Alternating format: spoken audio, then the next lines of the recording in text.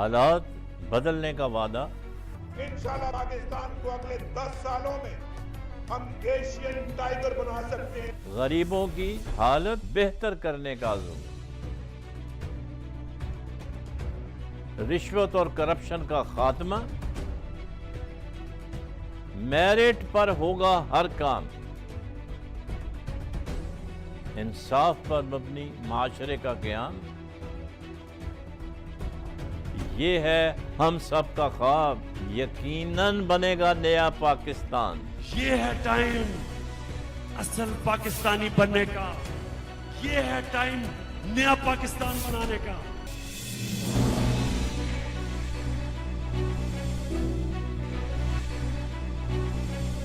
Welcome back. Break پہ جانے سے پہلے بغیر طارق خلیل صاحب سے بات ہو رہی تھی اور اچھا ڈسکشن چل رہا تھا، اپنا ایکسپیرینس ہے وہ بتا رہے تھے کہ انویسٹمنٹ کے حوالے سے سیمسنگ نے کس طرح سے گرو کیا، اور یقیناً جو ہمارے وزیر اعظم گئے ہیں وہاں چائنا، تو جو 12 MOU سائن ہوئے ہیں تو اس کو اب 15 جو سائن ہوئے ہیں اس کو اوپر ہم نے اب کام کرنا ہے، اور انشاءاللہ وہ وقت دور نہیں، اب فائنل جب آئے گا اناؤنسمنٹ ہوگی تو یقیناً 5-6 بلین ڈالرز کی امید ہے کہ وہ ہمیں ہیلپ کریں گے ایک ایسے موقع پہ جب کہ ہم کرائسس سے گزر رہے ہیں اور ہم IMF سے اپنی جان چھڑانا چاہتے ہیں۔ آپ نے دیکھا ہوگا کہ عمران خان صاحب جب آئے ہیں تو ایک نئے پاکستان کی انہوں نے بات کی ہے، لیکن کچھ واقعات ایسے ہوئے ہیں جس کی وجہ سے ان کی حکومت کو مطلب یہ ہے کہ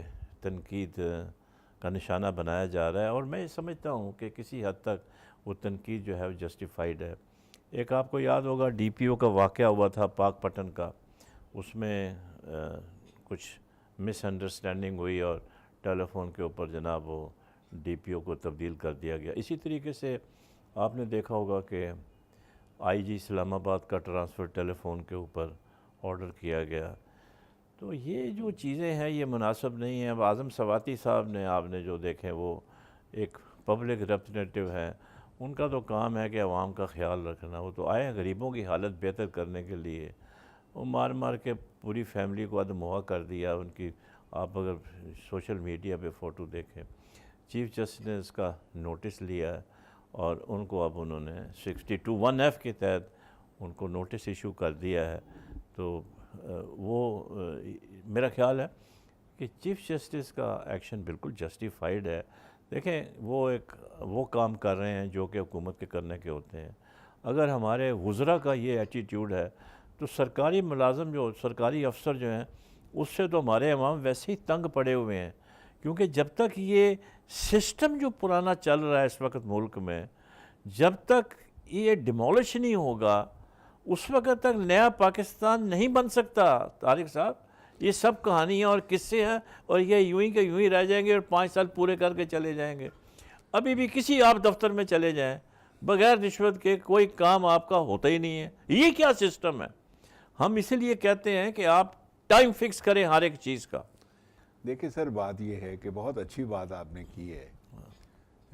ایک تو میں ذاتی طور پر اعظم صاحب کو نہیں جانتا ہوں،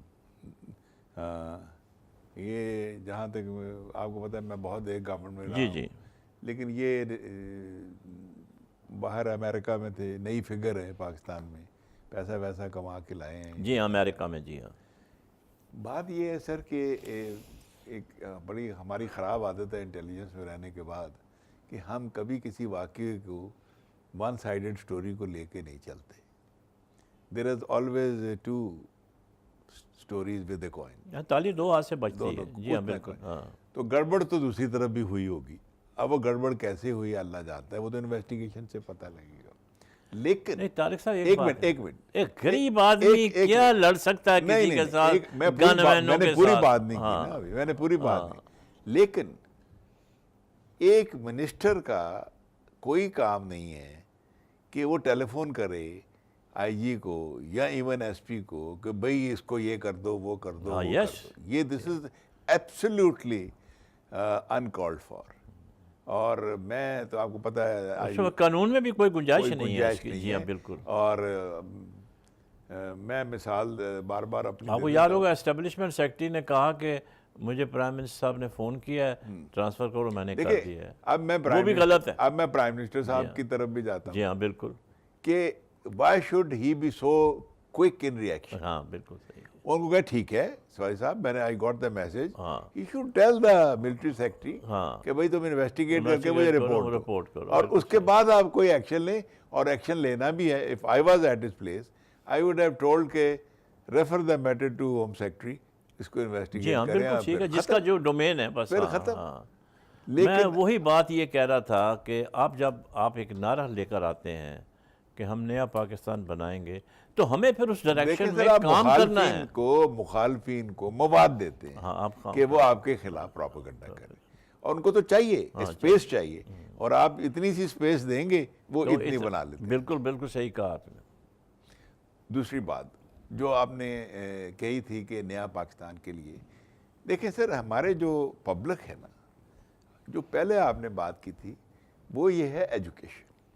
ہماری پبلک بھی جو ہے وہ جب تک ہم ان کو ایجوکیٹ نہیں کریں گے، کیونکہ پبلک میں وہ جو ہماری کرپشن ہے نا، وہ کریکٹ، میں عمران خان صاحب سے بہت کہ کرپشن، مجھے یاد ہے 8 10 12 سال ہوئے مجھے، طارق اکرام صاحب نے ایک سیمینار میں بیٹھے تھے ہم، انہوں نے کہا کہ بگڑی صاحب آپ بتائیں آپ کے نزدیک what is the problem number 1 of Pakistan. I said sir corruption. یہ جڑ ہے ہر چیز کی، چاہے وہ سیبوٹاج ہے، چاہے وہ لا قانونیت ہے، چاہے وہ چوری ہے، چاہے وہ کوئی بھی چیز ہے، اس کے پیچھے کرپشن ہے. اب آپ ناکہ لگاتے ہیں پولیس کا کہ بھئی ٹیررسٹ نکل نہ جائے، وہ 50 روپے 100 روپے 1000 روپے لے کے بندے کو چھوڑ دیتے ہیں، وہ جا کے آگے سیبوٹاج کر دیتا ہے. تو کرپشن ہے نا. تو کرپشن از دی جڑ ہے. تو عوام میں جو ہے اتنا خراب کر دیا ہم نے سسٹم کو اپنے آپ کو، کہ چاہے وہ ریڈی والا فٹ پاتھ پہ قبضہ کر کے بیٹھا ہوا ہے، دکاندار نے اپنی دکان کے اب تو باہر ریڈی لگائی. والے بڑے امیر ہو گئے ہیں، 2.5 ارب روپے، 8.5 ارب روپے، اور 20 کروڑ آج 10 تو میں زرداری صاحب کا بیان سن کے تو میں بڑا پریشان ہو گیا. وہ جو چلا ہوا جی ہے ہاں بالکل سوشل میڈیا پہ، انہوں نے کہا یہ اس کا قصور ہے، اس کے نکل رہے ہیں پیسے، نکل رہے ہیں، میرا کیا قصور ہے. ہاں. آپ کو یاد ہوگا مرحوم امین فہیم کے اکاؤنٹ میں بھی 4 کروڑ جمع ہو گئے تھے. تو جب ان سے پوچھا گیا نیب نے کہ یہ پیسے کہاں سے آئے ہیں، تو انہوں نے کہا مجھے تو پتہ نہیں ہے، لیکن he was very good person by nature. انہوں نے وہ 4 کروڑ روپے واپس جمع کرا دیے تھے. یہ تو واپس نہیں ہوں گے، یہ تو نکل گئے، چلے گئے باہر. تو کہنے کا مطلب یہ کہ ایجوکیشن جو ہے نا سر، اس کو آپ ماسز کو ایجوکیٹ کریں. دیکھیں ماسز کو ہم نے اتنا نہیں، یہ آپ جو بات کرنا چاہ رہے ہیں نا ایجوکیٹ کریں، وہ یہ ہے کہ عوام کو بھی تھوڑا ساتھ دینا پڑے گا. They should also join hands with the government. قطع نظر سے دیکھیں اوور نائٹ میں تو آپ ان کو ایجوکیٹ نہیں بات کر یہ سر سکتے. کہ ہمارا جو عادتیں ہیں نا اتنی خراب ہو گئی ہیں کہ ہم میں آپ بھی اور میں ایک ہی ایج گروپ کے ہیں، اور میں اپنے بچوں کو بھی کہتا رہتا تھا، وہ بھی، ان کے بچے بھی بڑے ہو گئے، کہ دیکھیں حضور نے کہا، حضور کے پاس ایک صحابی آئے تھے، انہوں نے کہا کہ گزارا نہیں ہوتا، تو انہوں نے کہا قناعت کرو. ہم قناعت کرنے چھوڑ دیا ہے. ہر آدمی ایک ایسی ریس میں لگا ہوا ہے کہ میرے پاس ہر چیز آ جائے، کار بھی آ جائے، موٹر سائیکل بھی آ جائے، ٹی وی بھی آ جائے، فلانا بھی آ جائے. پیسے نہیں ہیں، پڑوس میں دیکھتا ہے، کہاں سے لے رہے پیسے؟ اوپر وہ چوری کرتا ہے، کرپشن کرتا ہے، کوشش کرتا ہے آپ کا حق مارے، اس کا حق مارے، اس کا کرے. تو اگر ہم تو آپ نہیں سمجھتے کہ یہ جو اس کی جو ریکوائرمنٹ ہے وہ اسٹیٹ کی رسپانسبلٹی نہیں ہے اس کو ٹو لک آفٹر دیٹ مین؟ سر اس میں اسٹیٹ کی رسپانسبلٹی، ہمارا جو سوشل کلچر ہے وہ تو یورپ نے بنایا ہوا ہے. آپ کی نوکری نہیں ہے، آپ کو ہر مہینے تنخواہ ملتی ہے، آپ کو رہنے کو گھر دیتے ہیں، آپ کا میڈیکل فری ہے، اب ہر چیز فری ہے، بچوں کا دودھ فری ہے، کتابیں فری ہے.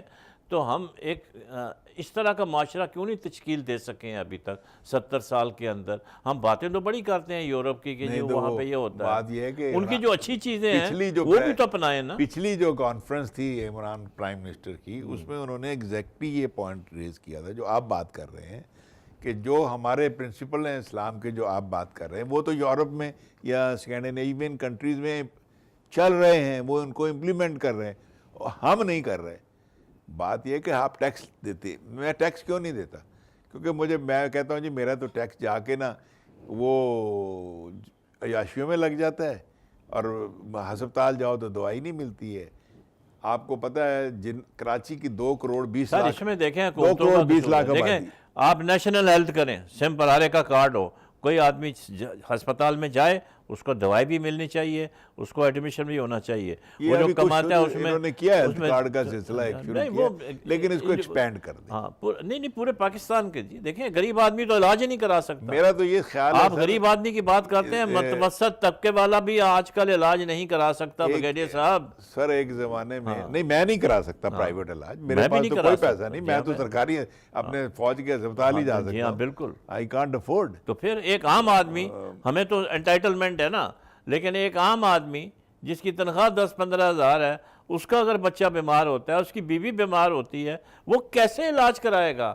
وہ کیسے جائے گا ہسپتال؟ جا ہی نہیں سکتا غریب. یہ ایک بات چلی تھی ضیاء صاحب کے زمانے میں, پھر نواز شریف صاحب کے زمانے میں بھی بات چلی تھی, لیکن وہ ختم ہو گئی. پھر پیپلز پارٹی کے پنجابی جی کہتے ہیں اسی گلاں دے گل لڑے سر, اور کچھ نہیں. آؤٹ پٹ زیرو ہے, نیشنل ہیلتھ پالیسی بنائیں, نیشنل ہیلتھ انشورنس کریں. ہاں بالکل کہ صحیح. ہر آدمی کا انشورنس نمبر ہو, بالکل. اس کا کارڈ ہو. اور آپ دیکھیں نا ایک آدمی ہے وہ اور جس کماتا ہے, ہسپتال میں مرضی چلا جائے, جس چاہتا ہے, اور ہسپتال جو ہے ان کو آپ رجسٹر کریں. ہاں بالکل ان کو رجسٹر کریں کہ یہ ہسپتال ہے. کراچی میں یہ 500 ہسپتال ہیں جہاں آپ جا سکتے ہیں, 1-2 نہیں, 500 بالکل ہسپتال. بالکل. تاکہ اس کو جیسے آپ فیکٹریوں میں کرتے ہیں, میں آپ بن managing director of many company, تو ہمارے پاس 10-10 12-12 ہسپتال ہوتے تھے لیبر کے لیے, کہ بھئی آپ کسی میں چلے جائیں آپ کو وہ داخل وہ کریں. تو یہاں پہ جو سرکاری اسپتال ہیں وہ تو آپ کو چٹ لکھ کے دیتے ہیں, یہ دوائیاں لے آؤ, یہ ٹیسٹ بنا کے لے آؤ, وہ پرچی دے کے ادھر ہی گر جاتا ہے. جس کو علاج کرانے لاتا ہے نا, وہ تو اندر پڑا ہوا ہے, وہ باہر سڑک پہ ڈگ پیندا. ہوتا ہی ہے سر کہ جو پرچی لکھ رہا ہے ڈاکٹر, شام کو وہ بیٹھا ہوتا ہے کسی بڑے ہسپتال میں پرائیویٹ میں, وہ اس کا جو باہر چوکیدار کھڑا ہے وہی اس کو کہہ دیتا ہے کہ بھئی تو شام کو ادھر چلا جا. تو بات تو وہی آگی جو میں یہ کہہ رہا ہوں کہ یہ پرانا سسٹم سر جب تک ڈیمولش نہیں ہوگا اس وقت تک بات نہیں بنے گی. اور if there is a will there is way. لیکن ہمارے یہاں سسٹم کیا ڈیولپ ہو چکا ہے, کمیٹیاں بٹھا دیں گے, نئے ادارے قائم کر دیں گے, منسٹریاں نئی قائم کر دیں گے, جو روٹ کاز ہے, جو اصل میں کام کرنے کا ہے, اس کے اوپر کوئی توجہ نہیں دیتا. دیکھیں سر, مجھے یاد ہے 1985 میں when I was chief of staff governor کے ساتھ تھا, تو انہوں نے کہا کہ بھئی آپ 3 چیزیں پرپوز کرو جو ہم 3 سال میں کر سکتے ہیں ود ان دی بجٹ. ورنہ تو لاکھوں پرپوزلز آتی تھیں اور P&D ڈپارٹمنٹ لگا رہتا تھا. تو بڑی, میں نے اس زمانے میں I don't want to name people, بڑے اچھے لوگ تھے بیوروکریٹس, ان سے میری ڈسکشنز ہوئیں, تو ہم نے 3 چیزیں آؤٹ لائن کر کے گورنر صاحب کو دیں. میں نے کہا سر سندھ میں اس وقت 12 یا 13 ڈسٹرکٹ تھے, تو ہم نے کہا جی آپ 1 سال میں کم از کم 1 ہسپتال ڈسٹرکٹ کا انٹرنیشنل لیول پہ لے جائیں. قائم کر دیں تو اچھا ہوگا. انٹرنیشنل لیول تو بعد کی بات. زمین موجود ہے, ہاں ہر چیز موجود, ہر چیز موجود ہے, ڈاکٹر موجود ہیں.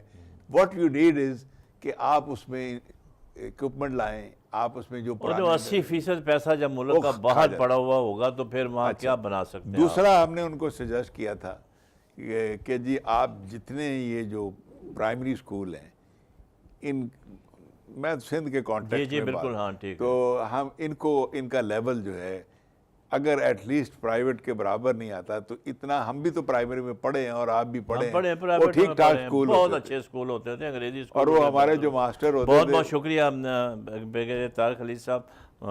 بات تو ہم بہت اور بھی کر سکتے ہیں, ہمارے پاس اور بھی کافی سبجیکٹ تھے ڈسکشن کے, لیکن وقت چونکہ ختم ہو گیا ہے.